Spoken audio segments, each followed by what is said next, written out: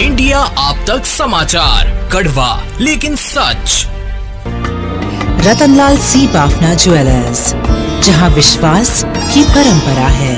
क्या एक बेटी का सपना सिर्फ इसलिए टूट जाएगा क्योंकि उसके पास कॉलेज की फीस भरने के पैसे नहीं हैं? क्या शिक्षा का अधिकार सिर्फ अमीरों तक ही सीमित रह गया है?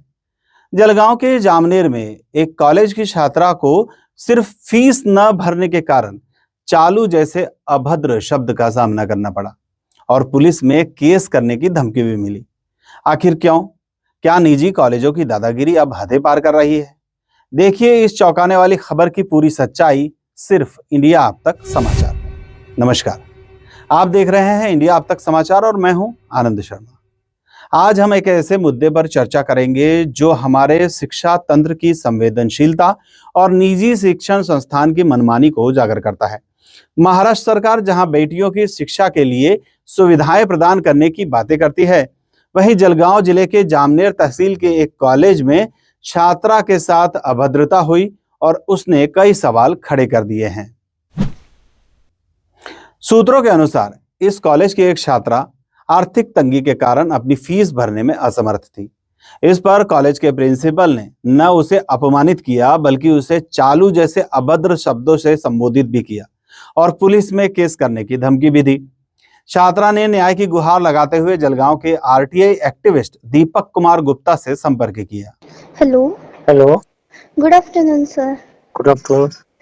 सर एक्चुअली मुझे आपसे बात करनी थी वो प्रैक्टिकल के रिगार्डिंग। मुझे आपका नंबर रिजवान सर ने दिया है जी। रिजवान, हाँ सर। वो मैं प्रकाश चंद जैन कॉलेज में हूँ, तो यहाँ पे जो मेरे प्रिंसिपल्स और जो फैकल्टीज है वो यहाँ पे 4000 रुपीज मांग रहे हैं प्रैक्टिकल के, बट मेरी कंडीशन नहीं है पैसे देने की। तो सर आप मेरे प्रिंसिपल सर से बात करेंगे, डॉक्टर अंकित भार्गव सर से। कौन सा कॉलेज है? प्रकाश चंद जैन, श्री प्रकाश चंद जैन, पलसखेड़ा जामनेर का।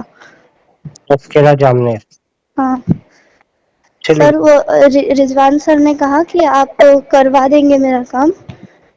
आप पहले ना एक काम कीजिए, मुझे राइटिंग आपका जो भी बोलना है ना व्हाट्सएप पे राइटिंग में लिख के दीजिए आप।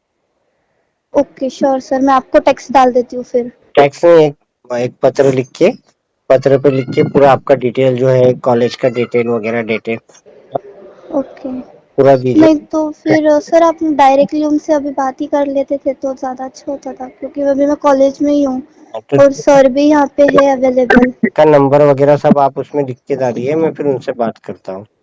Okay sir. सर मैं आपको लेटर भेज दूंगी, तो मैं अभी 3 बजे तक की कॉलेज में, तो फिर आप मुझे वैसे बता देंगे कि उन्होंने क्या बोला। ठीक है चलेगा, मैं उनका नंबर भी डाल दीजिएगा। जी श्योर सर, मैं डालती हूँ आपको लेटर वगैरह लिख के। ठीक है जी सर। दीपक कुमार गुप्ता ने छात्रा की लिखित शिकायत प्राप्त करने के बाद प्रिंसिपल से बातचीत की, जिसमें प्रिंसिपल का रूखा और अपमानजनक व्यवहार भी सामने आया। हेलो सर, नमस्कार। नमस्कार सर दीपक कुमार गुप्ता बात कर रहा हूँ जलगांव से। हाँ सर बताइए। मैं माइचेरिकर आरटीआई एक्टिविस्ट हूँ, हाँ हाँ सामाजिक कार्यकर्ता। हाँ हाँ और एक एप्लीकेशन मेरे पास में आया हुआ है सर, हाँ हाँ। आपको मैंने व्हाट्सएप पे भेजा हुआ है, आप पहले उसको देख लेते क्या सर? नहीं मैं, आप बताइए तो मैं देख लूंगा। अभी बताइए क्या हुआ है। उसमें ना कुछ 4000 रुपए टीचर अपने स्टूडेंट है, उसका हाँ नाम हाँ है कंचना मेटकर, हाँ हाँ तो कुछ 4000 रुपए फीस का इशू है कुछ तो भी। हाँ हाँ।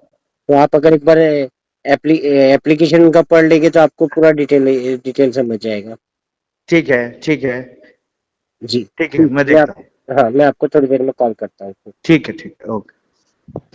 तो हेलो सर ऐसा है, इसका भी मैंने पता करवाया है। इसकी फीस बाकी थी और इसने हमको एग्जाम से पहले एक एप्लीकेशन लिख के भी गई थी ये, और फीस के लिए, और फीस का चेक इसका बाउंस हो गया था और इसकी अभी भी फीस पूरी इस लास्ट ईयर की बाकी है और उसको हमने मांगा है और यहाँ पे आके ये सब चल रहा है।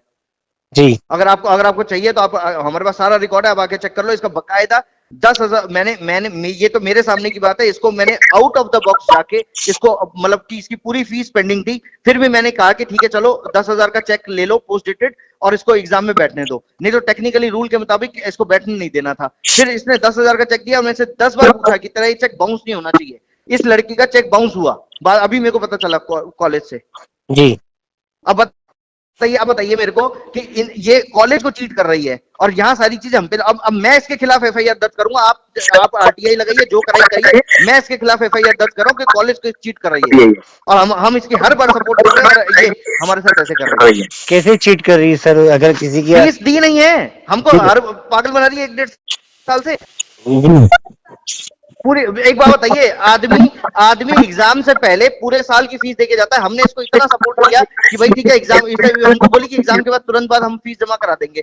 पूरी इसकी फीस पेंडिंग, अभी तक पेंडिंग पड़ी है, अगला साल आने को आ गया। लेकिन सर किसी की आर्थिक परिस्थिति नहीं होगी, ये हमारी हेडेक नहीं है सर।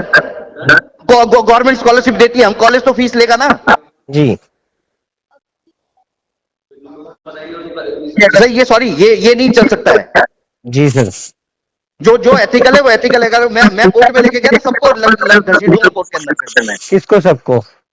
जो एक बात सुनिए, जो गलत है ना गलत है जी।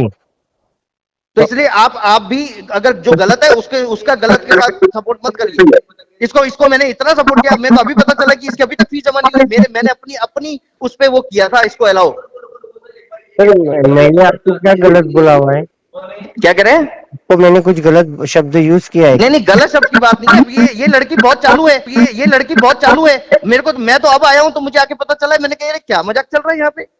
सब चालू। अब मैं लूंगा लीगल एक्शन। रुकिए जी, चालू शब्द यूज मत कीजिए। हमारा संविधान प्रत्येक नागरिक को शिक्षा का मौलिक अधिकार प्रदान करता है। आर्थिक कठिनाइयों के कारण किसी भी छात्र या छात्रा को शिक्षा से वंचित रखना संविधान के इस प्रावधान का उल्लंघन है। दुर्भाग्यवश कई निजी शिक्षण संस्थान अपने आर्थिक लाभ के लिए छात्रों के साथ इस प्रकार का व्यवहार करते हैं, जो निंदनीय है। इस मामले में कॉलेज प्रशासन और संबंधित अधिकारियों को तुरंत संज्ञान लेना चाहिए। प्रिंसिपल के अभद्र व्यवहार के लिए उचित कार्यवाही भी की जानी चाहिए। यह सुनिश्चित किया जाना चाहिए कि आर्थिक तंगी के कारण कोई भी छात्र या छात्रा शिक्षा से वंचित ना हो। यह घटना हमें यह सोचने पर मजबूर करती है कि हमारे शिक्षा तंत्र में अभी भी कहाँ कमी है और हम उसे कैसे सुधार सकते हैं। शिक्षा सभी का अधिकार है और इसे सुनिश्चित करना हमारा कर्तव्य। आप देखते रहिए इंडिया आप तक समाचार और हम इसी तरह के और भी मुद्दे सामने लाते रहेंगे।